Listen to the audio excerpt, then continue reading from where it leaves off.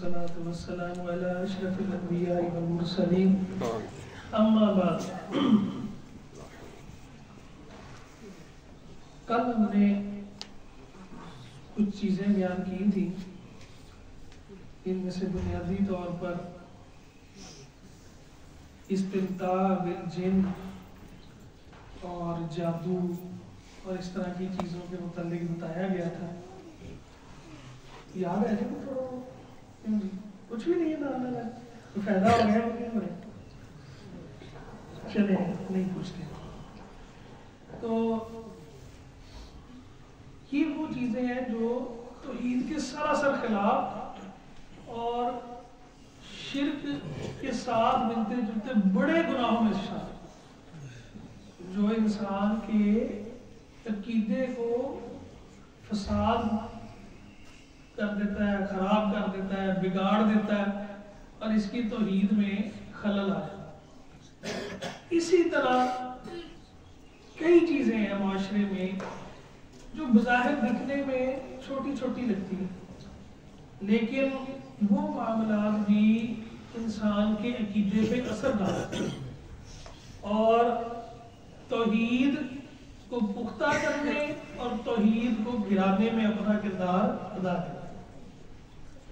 ان سب چیزوں کو اگر آپ دیکھیں گے نا ملا کے، تو اس کے پیچھے کانسیپٹ تقریباً ایک ہی نکلے. یہ جو میں نے کل بتایا تھا جنوں سے فائدہ حاصل کرنا، جادو کرنا، تو یہ اللہ کی مشیت کے خلاف چلنے کے لیے نا، یا اللہ کے علاوہ ایسے اسباب اختیار کرنا جو نفع یا نقصان کے مالک. جو جادو کرتے ہیں وہ کسی کو نقصان پہنچانے کے لیے کرتے ہیں نا، اس کے اوپر ہم کو کسی نقصان میں مبتلا کر دیں. جو جادو سے بچنے کے لیے الٹے سیدھے طریقے اختیار کرتے ہیں وہ نقصان سے بچنے اور نفع کو حاصل کرنے کے. تو عقیدہ تو پیچھے آ گیا نا کہ اللہ کے علاوہ کسی اور ذریعے سے نفع یا نقصان کو حاصل کیا ہے. تو یہ کئی آیات ہم بیان کر چکے ہیں، قرآن بھرا پڑا ہے کہ نفع اور نقصان کا مالک ہر طرح کے نفع اور ہر طرح کے نقصان کا مالک صرف اور صرف اللہ تعالیٰ. اگر اللہ کی مرضی نہیں ہے تو ساری کائنات بھی مل جائے تو کسی کا کوئی نقصان نہیں کرتے، اور اگر اللہ نے کوئی فائدہ رکھ دیا ہے تو ساری دنیا بھی مل جائے تو اس فائدے کو اس سے روک نہیں سکتے. یہ کیتے ہیں. اس سے متعلق ایک چیز ہے ستاروں کے اوپر عقیدہ رکھنا، یقین رکھنا کہ ستارے ہماری زندگی میں نا کوئی ہل جل کرتے ہیں. میرے ستارے آج کل بڑے گردش ہیں، عام طور پہ کی جاتی ہے نا، میرے ادھر ستارے نہیں ملتے. یہ ستارے ملانا ہندوؤں کے جوگیوں کے طریقے ہیں. تو علم النجوم اور کہتے ہیں یہ بہت بڑا نجومی ہے، اس کو علم النجوم آتا ہے. تو یہ علم النجوم کیا ہے؟ اللہ اکبر. شریعت اسلامیہ میں ستاروں کی پیدائش کے 3 مقصد بتائے گئے. پہلا ان میں سے آسمان کو اللہ تعالیٰ نے خوبصورت بنا دیا. دوسرا وہ جو کل میں نے بتایا تھا کہ وہ جو شیطان ہے ایک دوسرے کے اوپر چڑھ کے آسمان کے معاملات سننا چاہتے ہیں اللہ تعالیٰ کے احکامات کو، تو ان کو مارنے کے لیے وہ شہاب ثاقبہ. اور تیسرا کیا بتا پرانے لوگوں کو پتا ہے، آج کل کی یعنی جنریشن کے لیے ذرا یہ شاید اجنبی بات ہو، ایسے تو پڑھائی جاتی ہے کتابوں میں یہ بھی چیز ہے کہ ستاروں کے ذریعے سمت کا تعین ہوتا ہے. سمت کا بھی تعین ہوتا ہے، وقت کا تعین بھی ہوتا ہے. پرانے لوگ ستاروں کو دیکھ کے بتا دیتے تھے کہ آدھی رات ہو گئی ہے، اتنی رہ گئی ہے، چوتھا حصہ رہ گیا ہے، تیسرا حصہ رہ گیا ہے، فجر طلوع ہونے والی ہے. تو ستاروں سے وقت کا بھی پتہ چلتا ہے، ستاروں سے رستوں کا بھی پتہ چلتا ہے. تم شمالی کو دیکھ کے رستوں کا تعین کیا جاتا تھا. ابھی بھی جو سمندروں میں چلتے بحری جہاز جی پی ایس سسٹم تو ہے، لیکن اس کے باوجود ستاروں کے ذریعے وہ جی پی ایس سسٹم بھی ستاروں کے حساب سے چلتا. تو یہ ستاروں کا بنیادی مقصد ہے. اگر کوئی سمجھتا ہے کہ ستارے کوئی عمل دخل کرتے ہیں قسمت کہ بنانے یا بگاڑنے میں تو اس شخص کو اپنے عقیدے کی فکر کرنی پڑے گی، اور اپنی طرف سے نہیں کہہ رہا۔ رسول اللہ صلی اللہ علیہ وسلم نے ایک دن صبح صحابہ کو نماز پڑھانے کے بعد کیا بارش ہوئی رات، تو آپ نے فرمایا، اللہ فرماتا ہے کہ آج کچھ بندے مومن ہو گئے اور کچھ کافر ہو گئے، اس بارش کی وجہ سے کچھ ایمان میں اور پختہ ہو گئے اور کچھ ایمان سے نکل گئے۔ کیسے؟ میں جس نے تو کہا نا مطرنا بفضل اللہ ورحمتہ، اللہ کے فضل اور اس کی رحمت سے آج بارش ہو گئی، تو یہ اللہ کے مومن ہوتے، انہوں نے بارش کا تعلق اللہ سے جوڑا کہ اللہ کے حکم سے بارش ہوئی، تو ان کا ایمان پکا۔ اور جنہوں نے کہا مطرنا بنوئی کذا و کذا، آج جو تارا ادھر سی ہے ولا ادھر سی، اس کی وجہ سے بارش ہوتی ہے، تو انہوں نے اللہ کا انکار کر دیا اور ستارے پر ایمان لے آئے، ان کو اپنی ایمان کی فکر کرنی چاہیے، تو کافر ہو۔ تو یہ ستاروں کا بارے میں پامسٹ کے پاس جا رہا ہوں، ہاتھوں کی لکیریں اور وہ ستاروں کے ذائچے بنا گئے۔ تو جو یہ جو تین چیزیں بتائی ہیں نا، ان میں سے جو رستوں کا پتہ کرنا، وقت کا پتہ کرنا، اس کے لیے اگر کوئی ستاروں کا علم سیکھتا ہے وہ مباح علم ہے، یعنی جس کے ذریعے وہ ڈائریکشن کا پتہ کرتا ہے، ٹائم کا پتہ کرتا ہے، اسے پتہ چلتا ہے، ٹھیک ہے یہ جائے۔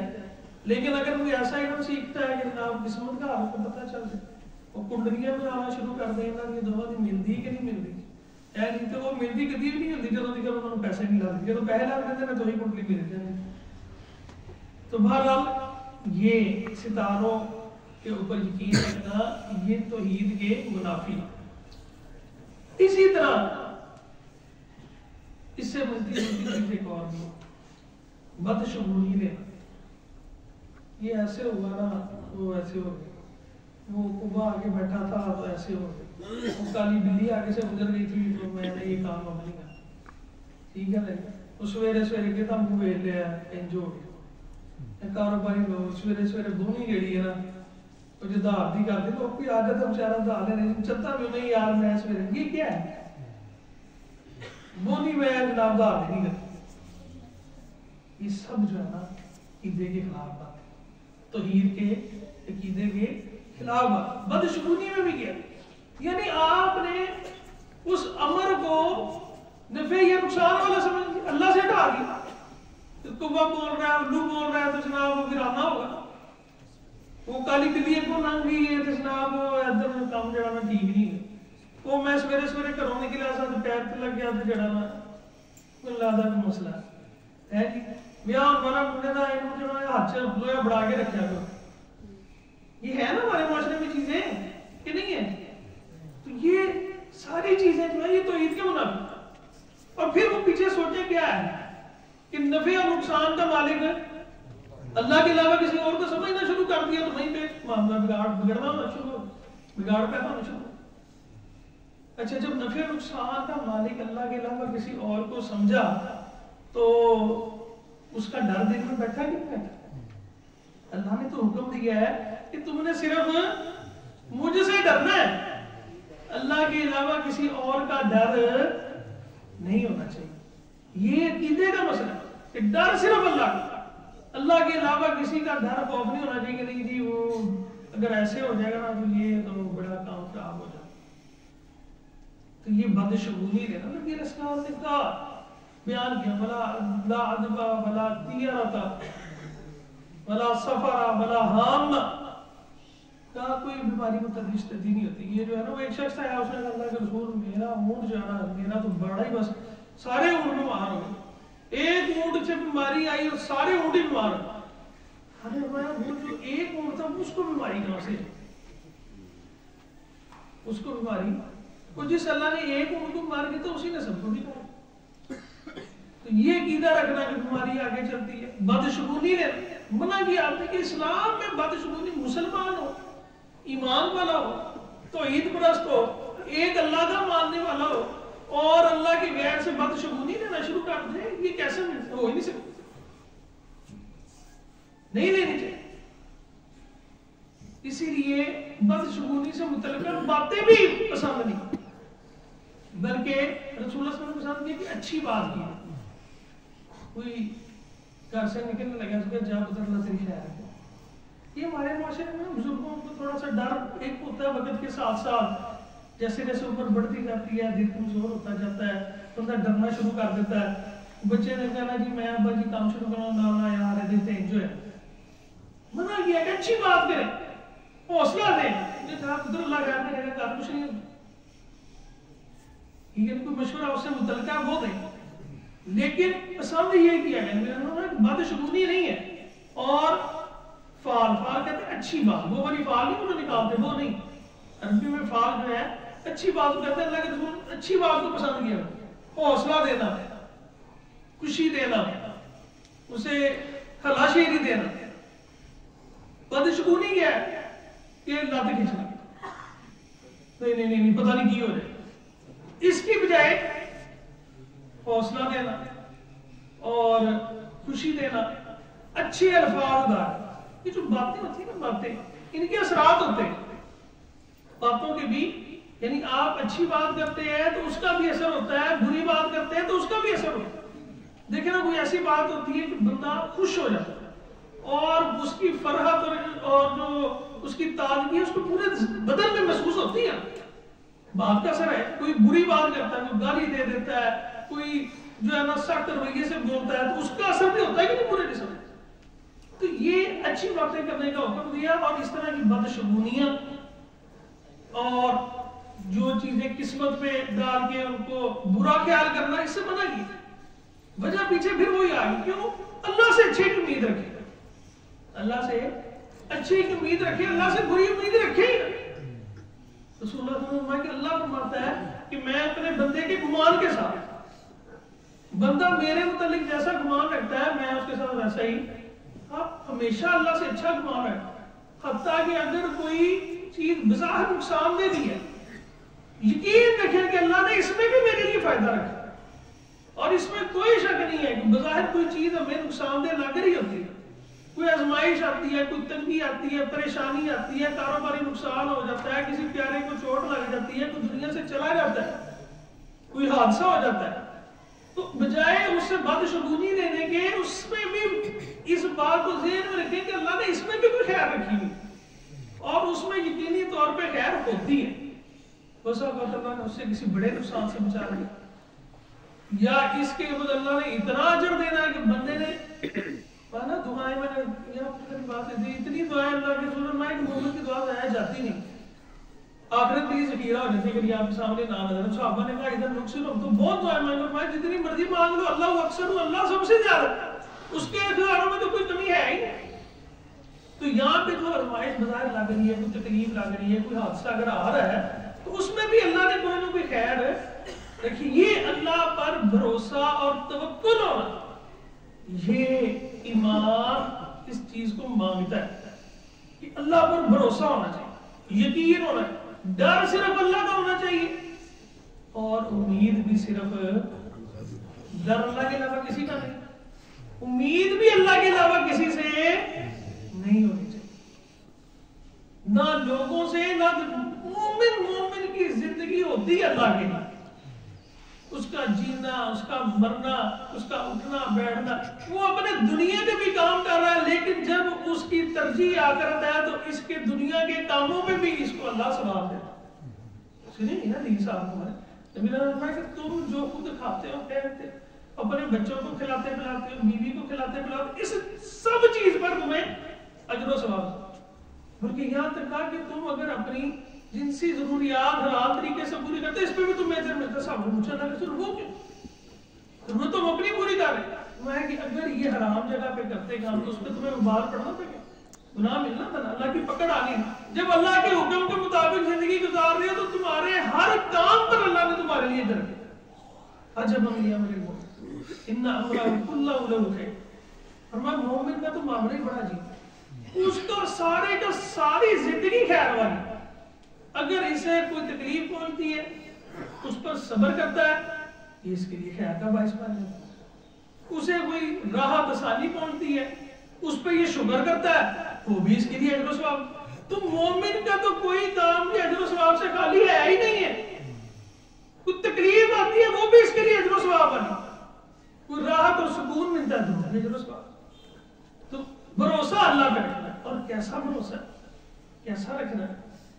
میرے ایک لمبی حدیث ہے, تھوڑے سے مختصر کر کے بتا دیتا ہوں.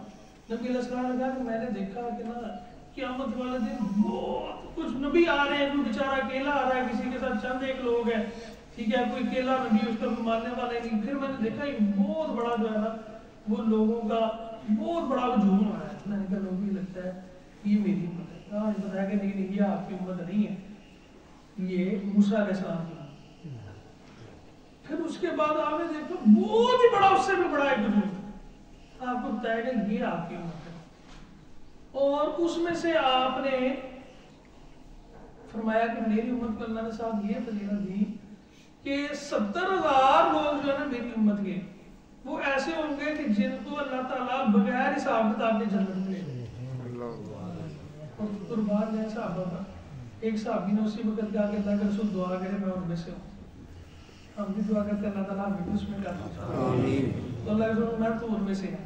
دوسرے نے دیکھ کے کہا کہ مجھے بھی, اللہ کے رسول میں نہیں وہ سبقت لے گی. اچھا اب یہ جو 70,000 بغیر حساب کتاب کے جنت میں جانے, ان کی اللہ کے رسول نے صفت بتائی, اوصاف بتائے, ان کی خصوصیات بتائی.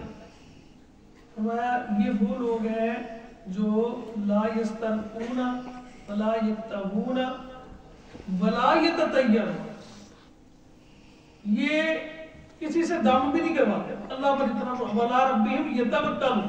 ان سب کا مجموعہ ہے کہ ان کا رب پر بھروسہ بڑھا. یہ کسی سے دم بھی نہیں کرواتے, یہ زخم کو آگ کے ذریعے داغتے بھی نہیں ہیں, ولا یتطیرون, یہ کوئی بدشگونی نہیں لیتے, کسی چیز کو نہیں سمجھتے کہ یہ جو ہے نا میرے اوپر اثر انداز ہو رہی. وعلی ربہم یتوکلون, ان سب چیزوں کی بنیاد کیا ہے کہ ان کا رب پر توکل اور بھروسہ بہت, ہر کام کو اللہ کے سپرد کرتے, ہر چیز کو اللہ کی طرف لوٹاتے, ہر معاملے میں اللہ کی طرف دیکھتے, اللہ کے غیر سے نہ تو امید رکھتے ہیں کہ بن جائے گا میرا کام, نہ ہی کسی کا ڈر رکھتے ہیں کہ یہ میرے کسی کام کو روک سکتا ہے. تو ایمان والوں کے لیے توکل کا مضمون ہونا, اللہ پر بھروسہ رکھنا. اللہ فرماتے ہیں وَمَن يَتَوَکَّلْ عَلَى اللَّهِ فَهُوَ حَسْبُهُ, جو اللہ پر بھروسہ کر لیتا ہے نا اللہ اس کو کافی ہو جاتا ہے. اور جس کو اللہ کافی ہو جائے اسے کسی اور چیز کی ضرورت رہتی, کسی اور وسیلے کی, کسی اور سبب کی, کسی اور ذریعے کی کوئی ضرورت نہیں رہتی. جس کی اللہ سے کال مل گئی ہوئی ہے نا, جس کا اللہ پر یقین بن گیا, اس کو کسی چیز کی ضرورت, پھر وہ اللہ تعالیٰ اس کو اپنی جناب سے اس کی ساری ضرورتیں بھی پوری. تو توکل یہ توحید میں بنیاد ہے. اگر توکل میں کمی آ گئی تو توحید میں کمی آ گئی. اچھا ہمارے یہاں عام طور پہ بہت ساری چیزوں کو سمجھتے ہوئے غلطی لگ جاتی ہے. توکل کا مطلب یہ نہیں ہے کہ آپ اسباب اختیار بھی نہ کریں. مثال کے طور پہ رسول اللہ صلی اللہ علیہ وسلم نے بیان فرمایا کہ اگر تم توکل کا حق ادا کرو نا, توکل کرنے کا, تو تمہیں رزق ایسے ملے جیسے پرندوں کو ملتا ہے. صبح جب وہ گھر سے نکلتے ہیں تو ان کے پوٹے خالی ہوتے ہیں, کسی کی کوئی دکان ہوتی ہے, کسی کی کوئی نوکری ہوتی ہے, کوئی سبب ہوتا ہے آگے کہ فلانی جگہ پہ دانا مل جائے گا. نکلتے ہیں صبح, اللہ کا نام نکلتے ہیں, جب رات کو واپس آتے ہیں تو ان کے پوٹے بھرے ہوتے ہیں. فرمایا اگر تم توکل کر لو نا صحیح طرح تو ان پرندوں کی طرح تمہیں رزق دیا. یہاں پہ یہ غلطی یہ لگتی, کئی ہمارے نا خاص طور پہ ہمارے دوست کہتے تھے بھابیاں تو ان کام نہیں کرتے, توکل کے چکر تھی نا بعد نمازاں جنہوں نے اللہ توفیق دیتے, ویسے یہ بڑی بات ہے آج کل کے دور میں, لیکن یہ بھی زندگی کا مقصد نہیں ہے. میں نے پہلے کہا کہ اسباب, اب وہ جو فرشتوں کا توکل بتایا نا, وہ توکل یہ ہے کہ وہ اسباب کے اوپر ایسے نہیں بیٹھ جاتے کہ سب کچھ جو ہے نا وہ کہ نہیں اگر یہ ہوگا تو میرا کام چلے. ہماری لڑائیاں جھگڑے کس بات کی, دکانوں کے جھگڑے, پراپرٹیوں کے جھگڑے, سمجھتے کیا پیچھے کہ جی ہے میرے ہاتھوں دکان نکل گئی نا تو پتہ نہیں مینوں میں تو بھوکا مر جاؤں, یہ اڈا چلا گیا تو میں جناب میرا تو کچھ بھی نہیں بنے, یہ ایسے ہو گیا تو پتہ. یہ توکل کے خلاف. وہ پرندے توکل کرتے ہیں, ان کا کوئی ذریعہ معاش طے نہیں ہے, اللہ انہیں دیتا ہے, لیکن اسے دینے کے لیے ان کو گھر سے घोंसलों से उड़ना पड़ता है, बाहर निकलना पड़ता है। तो घर बैठे रहो तो कोई मेरा भी तवक्कल है, तो ये तवक्कल का मतलब ये भी नहीं है कि आप कोशिश ही ना करें, आप असबाब इख्तियार करें, निकले, लेकिन उन असबाब के ऊपर भरोसा सारा हो कि इसी के जरिए नहीं, अल्लाह जरिए बदल भी देता है। कई दफा जिंदगी में हमने देखा एक चीज जो बाहर लग रही होती है कि बड़ी फायदेमंद है, उससे कुछ हासिल नहीं हो रहा था, और जिस काम को जिस तरीके को हम समझ जाते हैं कि पता नहीं है तो की बनना है, उससे अल्लाह ज्यादा दे देता है। तो तवक्कुल जो है, ईमान वालों का तवक्कुल मजबूत होना इंतहाई जरूरी, और गैर अल्लाह की नफी जरूरी है हर लिहाज से। ना अल्लाह के अलावा किसी का डर होना चाहिए, ना अल्लाह के अलावा किसी से उम्मीद होनी चाहिए, और ना ही अल्लाह जैसी मोहब्बत किसी और से होनी चाहिए। वल्लज़ीना आमनू अशद्दु हुब्बन लिल्लाह, अल्लाह ने कहा कि ये जो अल्लाह के अलावा शरीक बनाते हैं ना, इनसे ऐसी मोहब्बत करते हैं जैसी कि अल्लाह से होनी चाहिए। मोमिन को हर मामले में सबसे ज्यादा मोहब्बत अल्लाह से होनी चाहिए, अल्लाह के अहकामात से, अल्लाह के दीन से। इसके मुकाबले में जो भी चीज आ जाए उसको छोड़। जब ये तवक्कुल और ये मोहब्बत रब की मिल जाएगी तो अल्लाह के फजल से दुनिया में भी सुकून है, और आखिरत अल्लाह ने सुकून वाली बना देनी है। अल्लाह अज़्ज़ा व जल हम सबको अमल की तौफीक अता फरमाए।